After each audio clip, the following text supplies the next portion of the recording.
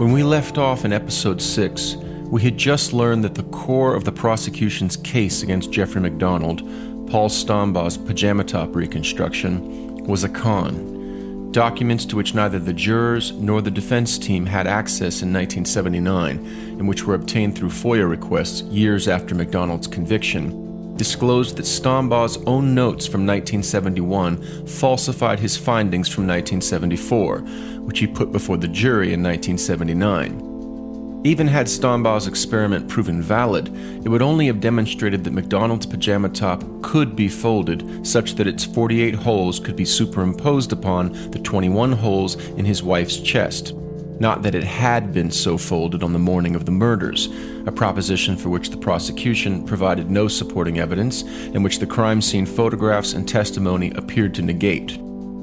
But, in fact, the experiment didn't even demonstrate that the pajama top could, in some possible world, be so folded. It is interesting in that light to note that the pajama top experiment was not only the prosecution's evidentiary centerpiece, but also McGinnis's dramatic centerpiece.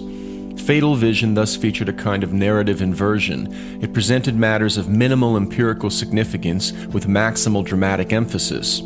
The pajama top was only one instance of this inversion, and McGinnis sometimes went the other way, presenting matters of maximal empirical significance with minimal dramatic emphasis. Consider, for example, this passage. Back in court, the prosecution played a tape recording of the April 6, 1970 interview. This was an event which marked for more than one member of the jury the end of the presumption of innocence. McGinnis here refers to the audio recording of MacDonald's original interview with the CID's Grebner, Shaw, and Ivory, an interview he entered on the assumption he would be aiding the search for the murderers and exited on the understanding that he was now the CID's chief suspect. In episode 1, we heard part of this interview, wherein MacDonald recounted the night of February 16th and 17th for the three investigators. McGinnis, in the passage I just quoted, informs his reader that a number of jurors stopped granting MacDonald the presumption of innocence after they heard the April 1970 interview. He elaborates. Until I heard that, a juror would comment later, there was no doubt in my mind about his innocence. All the evidence had just seemed confusing. But hearing him turned the whole thing around. I began to look at everything in a whole new way. There was something about the sound of his voice, a kind of hesitation. He just didn't sound like a man telling the truth. Besides, I don't think someone who just lost his wife the way he said he did would have sat there and complained that her kitchen drawers had been a mess. McGinnis continued. There was a cockiness, another juror said. Arrogance, when there should not have been arrogance. It was so different from what I think my own attitude would have been under the same circumstances that it just started me wondering what kind of man he really was. After the tape, I started to believe he could have done it. And once you start to believe that, with all the evidence the government had, it's not a big step to believing that he did it. The words just quoted were the sum total McGinnis allotted to this episode in Fatal Vision. They fit into 3 paragraphs. He related them as a matter of passing interest.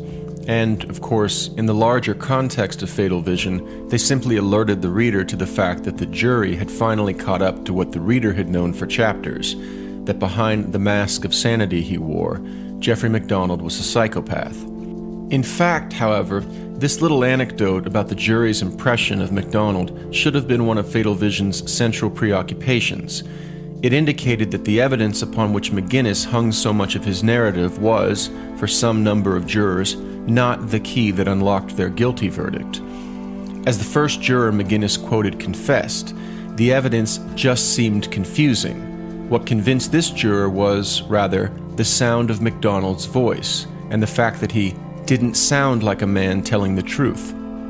Likewise, the second juror only registered the supposed weight of the evidence against MacDonald after he heard the April 1970 recording, on which MacDonald reportedly sounded arrogant and cocky. For these 2 jurors at least, either one of whom could have hung the jury, MacDonald's affect was what did him in, not the evidence. He didn't sound innocent. I'm Matthew Craig Kelly. Welcome back to The Looking Glass. And the wheel of destiny has turned.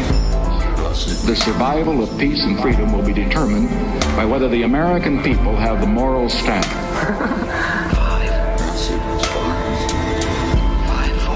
great silent majority. Castle Drive.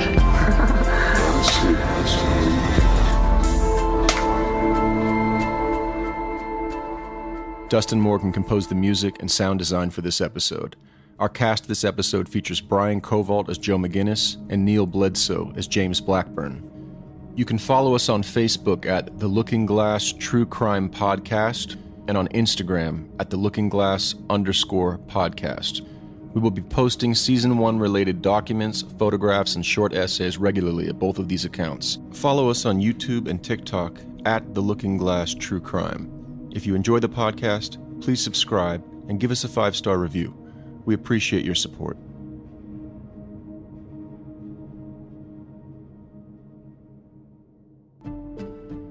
And so we must ask, what does an innocent person sound like? This seems like a straightforward question, but in trying to answer it, we run headlong into a paradox. To begin with, a person may reply that the question is misconceived. It's a bad question because innocent people don't sound any one way.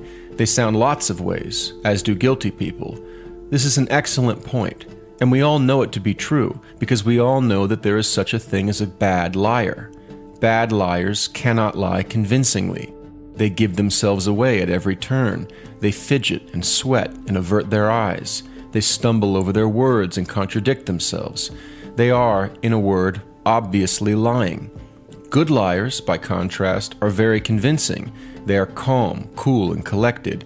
They look you in the eye and don't blink. They sound certain of themselves, like they have nothing to hide. They sound just like someone who is telling the truth. But therein lies the paradox. To the question, what does an innocent person sound like, we can answer, they sound calm, composed, not at all nervous, and so on. But as we've just acknowledged, sometimes people who are not innocent sound the same way, so that isn't what an innocent person sounds like. It is, rather, our idea of what an innocent person sounds like, and that is a problem. Tim Levine, a professor of psychology from the University of Alabama and the author of Duped, Truth Default Theory and the Social Science of Lying and Deception, refers to this as the problem of mismatched senders. The sender is just the person uttering a statement or series of statements. A person who is telling the truth and also sounds like they are telling the truth, or rather, sounds like our idea of someone who is telling the truth, is a matched sender. Their affect matches our idea of what it ought to be. By contrast, a person who is telling the truth but who sounds like someone who is lying is a mismatched sender. The same goes for the reverse scenarios. A person who is lying and who sounds like a liar is a matched sender. A person who is lying but who sounds like a truth teller is a mismatched sender. And what is the problem of mismatched senders? The problem is that we are terrible at spotting them. As a host of peer-reviewed studies demonstrate, people's ability to identify liars hovers at a little above 50%. That is, a little above chance. Ponder that fact for a minute, and while you do, think about the number of times you have heard or said things like, "She's lying, you can just see it." "I'm really good at spotting liars." Or, as Chris Isaac's saying, "I know when somebody's lying." Okay, you might say, but what about trained professionals? CIA and FBI interrogators, for example. What about these videos I see on YouTube with titles like Body Language of a Liar, 10 Ways You Can Spot a Liar with Body Language, and 7 Subtle Body Language Signs of Lying? Isn't there an expansive pool of research mapping out the physical cues of deception? No.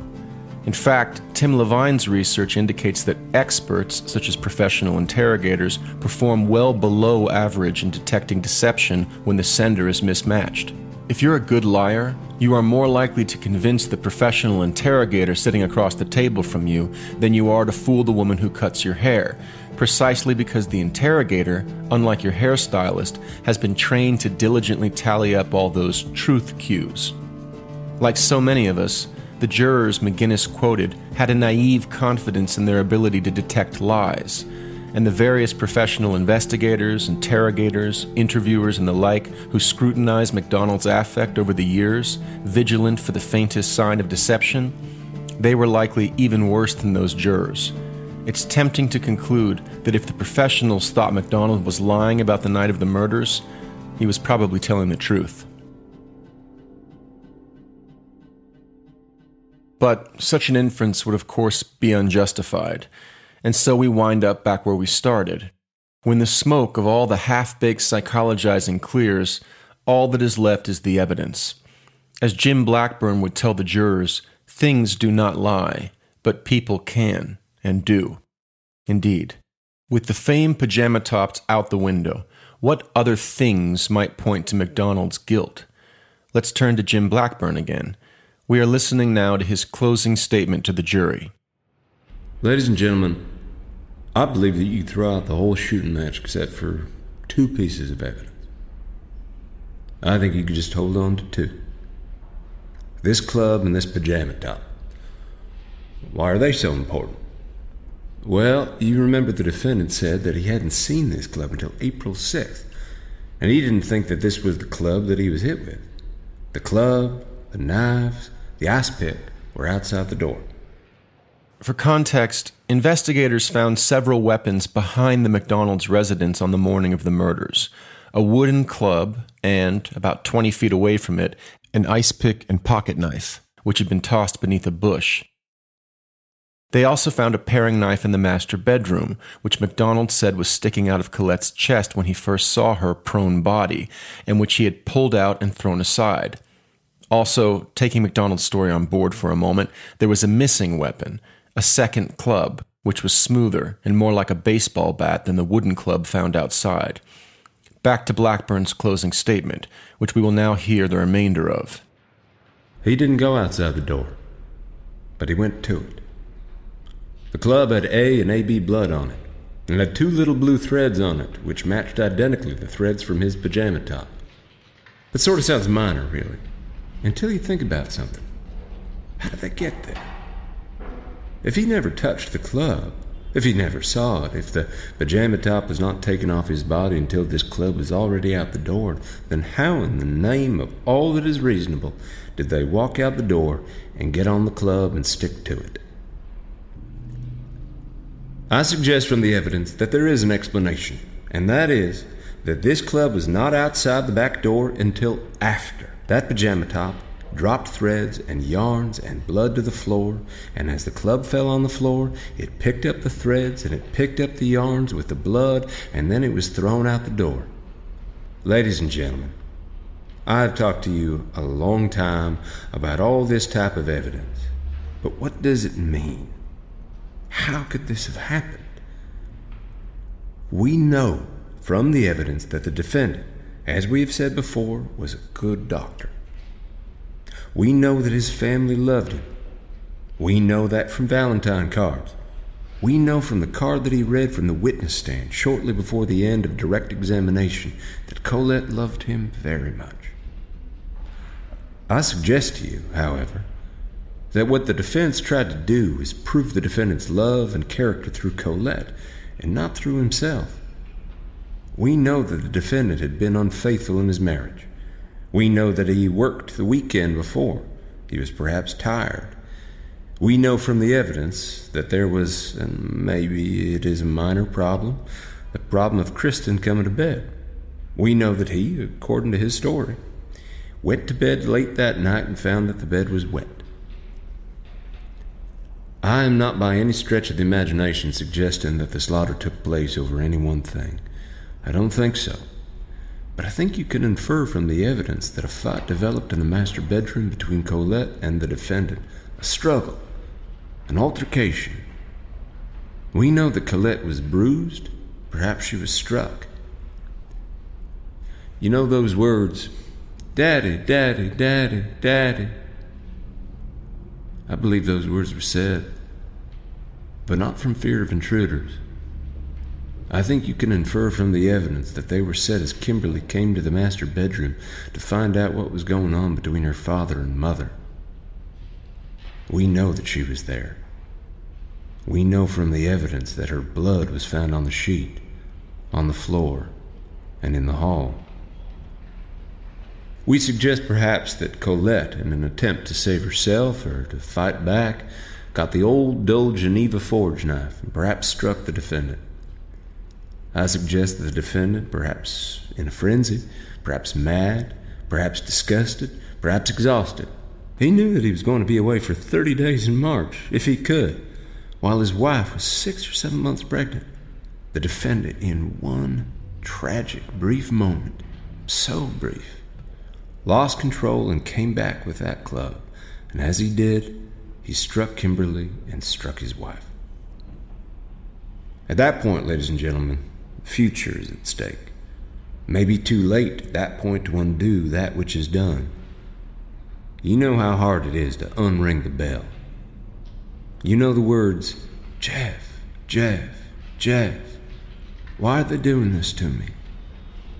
Think how close that is to Jeff, Jeff, Jeff.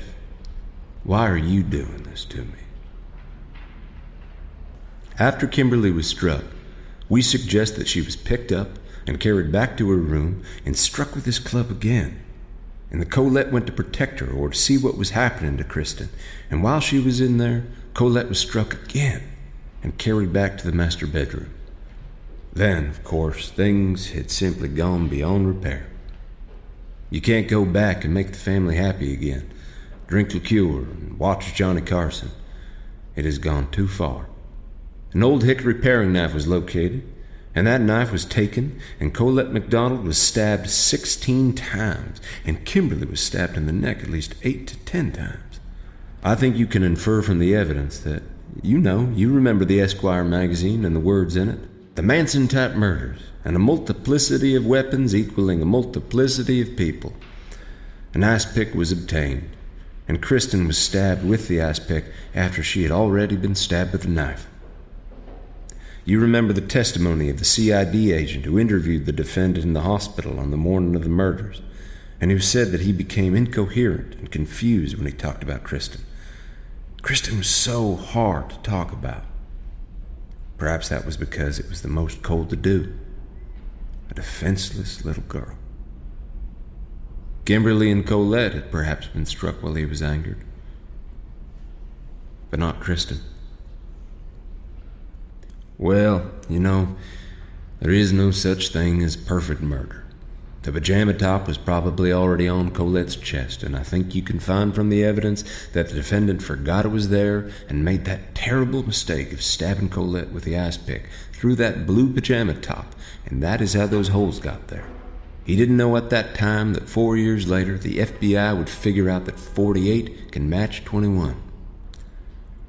I believe that the weapons, the old hickory knife and the ice pick, were wiped off on the bath mat. Now, do irrational and irresponsible drug-crazed people wipe off weapons and then throw them outside to be found by investigators? Why did he say that the Geneva forge knife was pulled out of the chest of Colette, even though Paul Stonbaugh testified that in his opinion that knife was dull and did not make any of the cuts in her clothing? Remember, he said, "Don't forget that I pulled the knife out of her chest." I suggest that you could find from the evidence that he did that because he didn't know what was on that knife, and he had to have an explanation for why it was there. He forgot to throw that one out. I suggest that the Geneva forge knife didn't kill anybody. If he pulled it out of her chest, why does the evidence suggest that there was no significant amount of blood on that knife? Perhaps because it didn't go in that chest. It nicked the defendant's arm. I believe that the surgical gloves were then taken, I think you can find from the evidence, and used to write the word pig on the headboard. The self-infliction of one injury was made, the story was concocted, the MPs were called, and he lay down next to his wife to wait for help.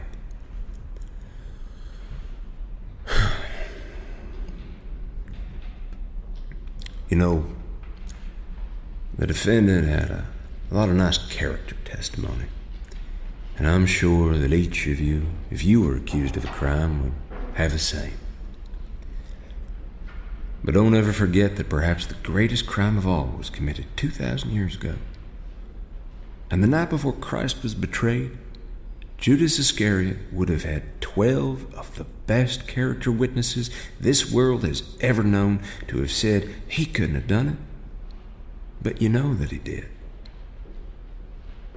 Ladies and gentlemen, if in the future, after this case is over, you should think of it again, I ask you to think and to remember Colette, Kimberly, and Kristen. They've been dead for almost 10 years. That is right now around 3,400 or 3,500 days and nights that you and I have had, and the defendant has had, that they haven't.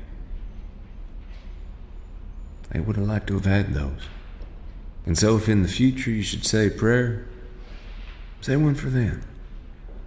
If in the future you should light a candle, light one for them. If in the future you should cry a tear, cry one for them. We ask for nothing in the name of persecution. We ask for nothing in the name of harassment.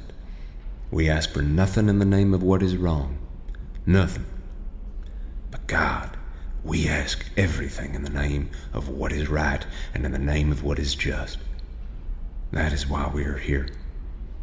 We ask everything in the name of truth. Ladies and gentlemen, this is horribly tragic and horribly sad, as you know, because you have seen Mrs. Kassab and you have seen Mrs. MacDonald, and it is sad for both of them.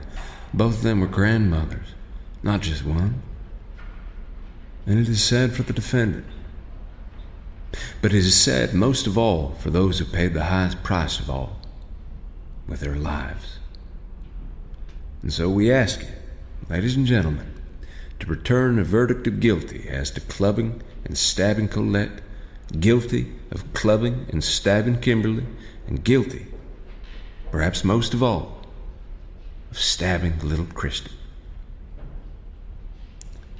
You remember, I am sure you've heard it many times, part of the 3rd chapter of Ecclesiastes. There is a time for everything under the heavens, a time to be born and a time to die. Surely God did not intend the 17th of February 1970 for Colette, Kimberly, and Kristen MacDonald to die. It is time, ladies and gentlemen. It is so late in the day. It is time that someone speak for justice and truth and return a verdict of guilty against this man.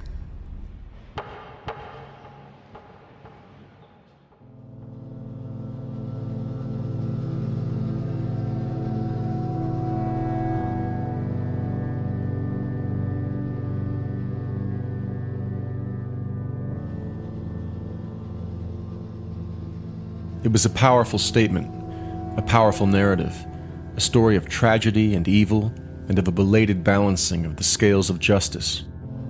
But let us not take our eye off the ball, the evidence. Remember what Blackburn said at the start. You could throw out all but 2 pieces of evidence, the club and the pajama top.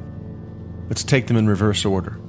We have seen that the evidentiary value of the pajama top was nil, but it is still worth considering something. Why would MacDonald have draped his pajama top over Colette's chest and then stabbed her through it? Take a minute to consider that question. You see, there is no obvious answer. MacDonald, on the prosecution's theory, wanted to make it look like Colette had been repeatedly stabbed by intruders, so you could see why he would repeatedly stab her with an ice pick. But again, why do so through his own pajama top? Blackburn offered the ad hoc explanation that MacDonald must have forgotten that he'd lain the top over Colette. In his closing statement, Brian Murtaugh offered the following. We have the stabbing through the pajama top, which we contend serves 2 functions. 1, he had to have some puncture holes in it, we would argue, to be consistent with his own story. 2, he had already, we submit, placed it on Colette's body because it had become soaked with Colette's blood. And the only explanation consistent with his innocence would be the one that he came up with. I put it on top of her. You may notice that neither of these rationales made sense. Murtaugh claimed that MacDonald stabbed Colette through his pajama top because the resulting holes would conform to his story about the intruders pulling the top over his head and then stabbing at him through it. But this was backwards. Remember, there were no intruders, according to Murtaugh. Rather than stabbing Colette through the pajama top to support his story, MacDonald could have spared himself the trouble by simply telling a different story. He was making it all up anyway, after all. Likewise with Murtaugh's second speculation, that since Colette's blood was on his top, he needed an explanation for that. As Errol Morris observes, MacDonald was already covered in blood. His torn pajama bottoms, which were thrown away at Womack Army Hospital, were covered in blood. If he was already covered in blood, Murtaugh's explanation makes no sense. If he had stabbed Colette through his pajama top, and there is no evidence that he did, wouldn't he understand that he was leaving incriminating evidence? So not only was the pajama top forensically useless, but the prosecution's own story concerning it was incoherent.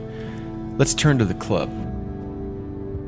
What was it about the club that so definitively tied it to MacDonald?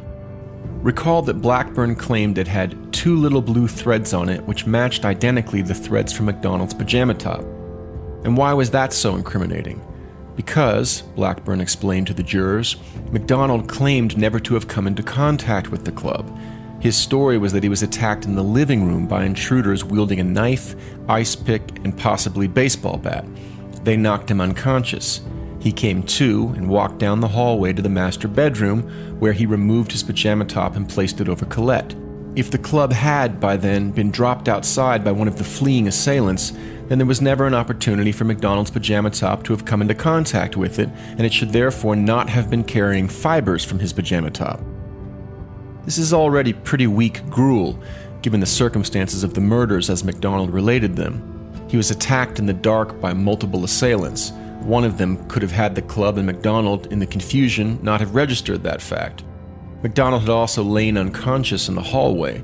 The club wielder might have come into contact with him then, or just gone into the hallway and picked up fibers from there, where investigators, despite the government's later claim, did report seeing them. But set all that aside, Murtaugh and Blackburn were, again, keeping something from the court, from the defense, and the judge, and the jury. The 2 little blue threads were not the only debris found on the club. When the FBI examined the same debris that the CID had, they located 2 black wool fibers, and the club wasn't the only place where black wool fibers were found. They were also found in Colette's mouth and on her pajama top, and, critically, nowhere else. That is, investigators could not locate anything in the MacDonald home that matched the black wool fibers, that could have been the source of them. There was thus a strong prima facie case that the person who murdered Colette was wearing black wool. And if that was true, then the murderer was not Jeffrey MacDonald. And so, if we are to take Blackburn's suggestion and throw the whole shooting match away, we are going to have to throw the pajama top and club away too. And what does that leave us with? Nothing. No credible evidence that Jeffrey MacDonald murdered his family. All that is left is for us to take a step back and then re-engage with the case facts, this time from a conscientiously historical perspective. Given the physical evidence and the original investigators' failure to properly handle and preserve it, Jeffrey MacDonald should never have been convicted or even tried. The case went to trial because a dishonest government prosecutor lied to both a grand jury and several psychiatric experts and was believed. And MacDonald was convicted at trial because still more dishonest government prosecutors suppressed exculpatory evidence and had the judge in their pocket. MacDonald was railroaded. But that doesn't mean he was innocent. To come to some reasonable judgment on that matter, we need now to look at the murders through a historical lens and try to piece together the facts as we know them in the manner that makes the most sense of them. That's next time on The Looking Glass.